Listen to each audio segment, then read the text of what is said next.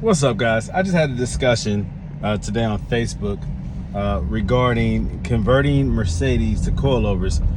This person stood on the idea that a Mercedes is no longer a Mercedes once it's converted. That sounds so stupid. That's like taking your home, gutting it, doing some renovations to the interior, even to the exterior, and saying it's no longer a home. Come on, guys. A Mercedes is a Mercedes. It is more than a suspension.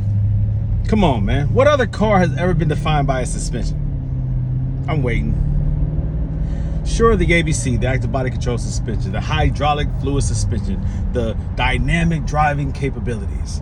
Oh, it sounds good, and it actually is good. It feels good, drives good. But nothing great or good lasts forever in its original form. Sometimes your knees go out. What do you do when your knees go out continuously? Do you tell the doc, don't worry about it? I like these old brittle knees. Nah, what do? You get some metal knees or whatever material they use now. You get some new knees.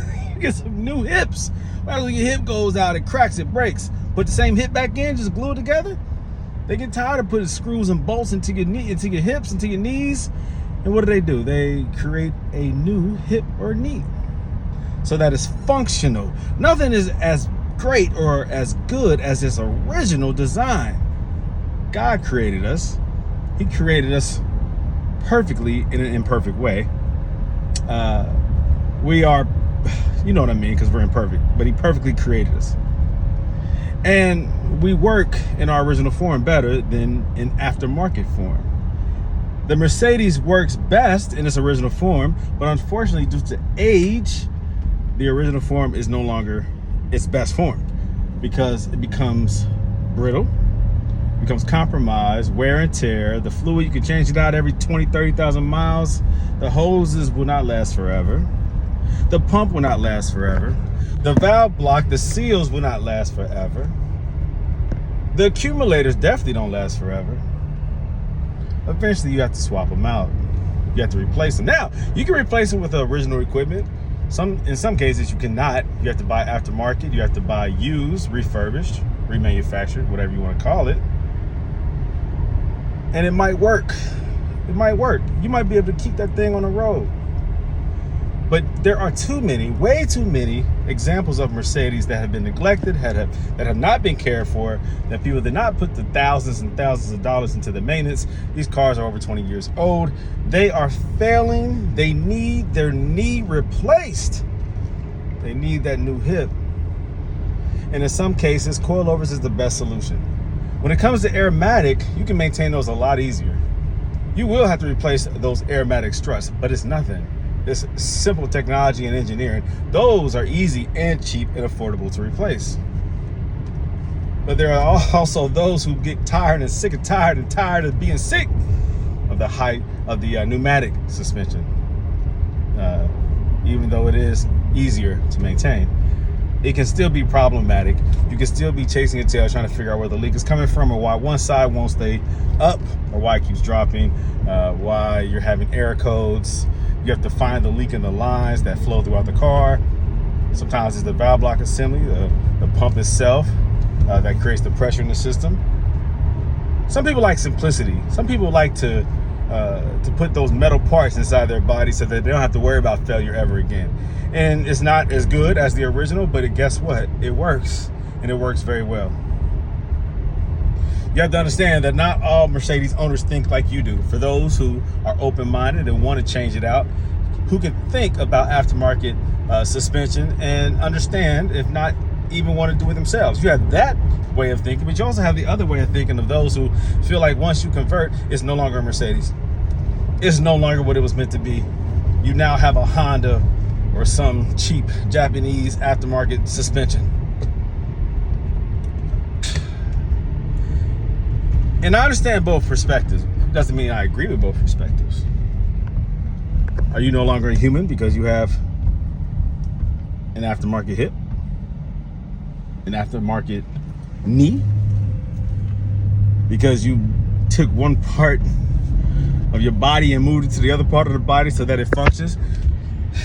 I don't know why you would do that in the suspension, but you understand the point. The point is, and sometimes modification is what allows these vehicles to stay on the road and make them enjoyable. These cars were not designed to be in a shop.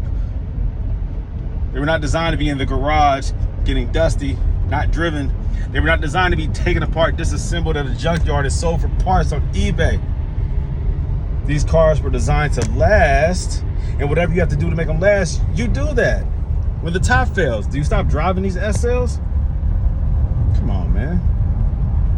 When the suspension fails, do you give up and just junk the car because you get that $10,000 bill or estimate?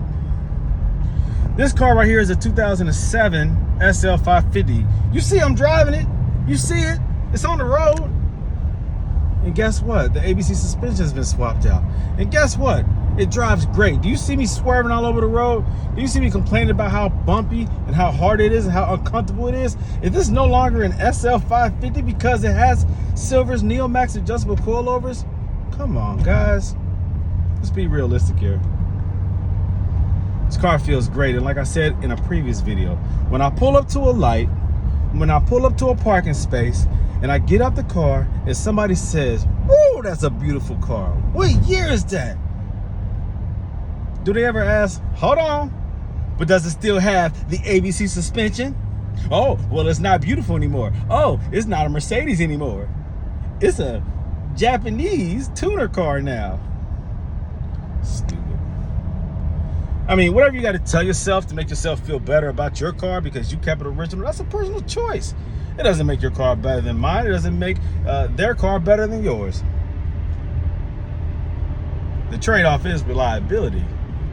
The trade-off is money saved. The payoff is confidence that you can drive anywhere in the world where there is a road and you'll get there safe. Can you say that with ABC? Nope. And you know that. Mine doesn't have any problems. Mine doesn't. That's fine. That's cool. Guess what? I don't have any knee problems either. I don't have any hip displacement or fragile osteoporosis or whatever. I don't have any of that stuff right now, but guess what? I might. I might not have arthritis now, but I might. And when it gets to that point where I gotta make a decision, what I'm gonna do? Stop walking? Stop using my hips?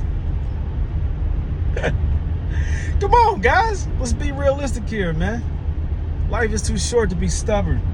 Life is too short to be ignorant. Life is too short to leave your car at a shop with unnecessary money being spent. Being proud to have a car, but you can't drive it. Owning a car that's beautiful, but only you know that it's beautiful because it's not on the road. It's not to be seen. You can't even enjoy it. You just sit in the car, turn the car on, turn the radio on, start the car, and just sit in it. You can't drive it because the fenders are all the way down onto the tires. You can't drive it because it's dripping and the ABC light is on. You can't even see how many miles you have on the car because the ABC light is on. The red light that takes over the whole instrument cluster.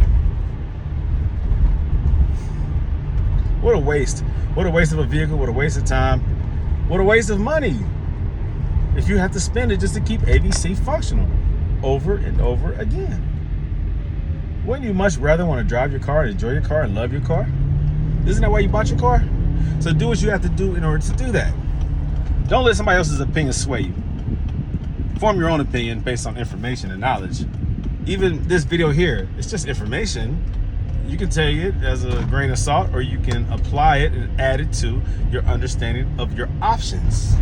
You have options. Understand that these Mercedes come with options. But stop talking about how much your car used to cost. It doesn't cost that much anymore. You can buy these cars for $1,000 to $15,000, $18,000. They're all over the place. You guess how much it can cost to fix these cars? Anywhere from $100 to $10,000 plus to fix these cars. To redo the whole ABC system and make it reliable. Yeah, have fun with that one. For the cost that some people spend on maintaining and fixing ABC, I could buy 2 or 3 of these cars. It's not that serious, guys. You're not rich. It's not a flex. Just because you have a Mercedes does not mean that you've made it. I mean, come on, man. It's a car. It's a car. It's loaded. It's freaking beautiful. But it's a car. Put it in perspective. Keep it in perspective. Come on, man. Use balance and discretion. Use common sense, man. I love these cars. You know? I don't know. I get frustrated. But that was a Facebook discussion that I had. Listen. Enjoy your car. I love these cars, you know. Yeah, they used to cost $100,000, but they don't anymore. So buy the car, enjoy the car. Do what you have to do to keep the car on the road. Love your car and take care of your car. If that means keeping ABC, cool. If that means getting rid of it and putting coilovers on it, cool. Do what you gotta do to love your car and enjoy your car. That's all I'm trying to say. But don't disrespect another man or another woman because they choose to do coilover conversions. Just like we won't disrespect you because you choose to keep always failing ABC. Was that a shot? Nah, but it's all love and respect, guys. If you need coilovers, go to www.goldelementautoworks.com, and I'm always available and willing to help. If it's just education and information, I'm here for that. If you need an install, I'm here for that. If you need the products, the parts, I'm here for that. All right? I'm here for you. All right? Drive your Mercedes, love your Mercedes. Old is gold. Keep them on the road.